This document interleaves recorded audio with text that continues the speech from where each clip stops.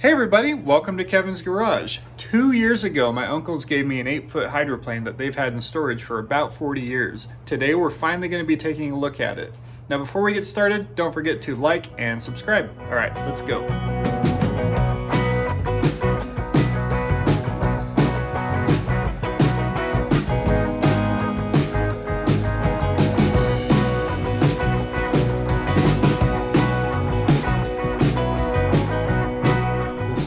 A vintage 8-foot hydroplane.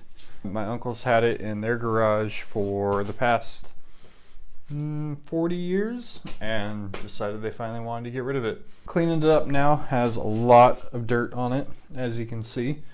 It's a pretty fun rig though. I've identified a little bit of rot back here. You can see that moving just a hair. There's a better example. So that's going to need to be repaired, along with any other rot that I find. I'm hoping to repaint it too, make it all nice and shiny, and I even have a little motor for it. It's not that one, that's for our dinghy. It has steering, or at least the wheel. It has a crazy like suicide throttle, actually right there. Here it is. So manufactured by Keller in Seattle, and they actually still make this, which is pretty cool. So hopefully I'll be able to find parts for it too. So in the meanwhile, let's get this guy all cleaned up.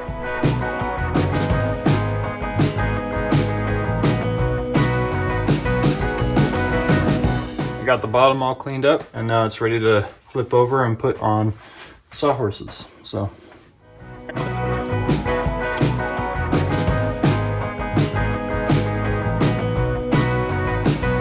did it. All right.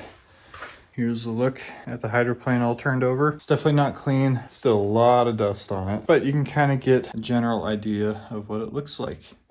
I have no idea what manufacturer this is. I've looked at plans for the Tiny Titan, Swift hydroplanes, a lot of different hydroplanes from the 50s to the mid 80s, and I've been unable to find one that matches this exactly. So I don't know if it's custom.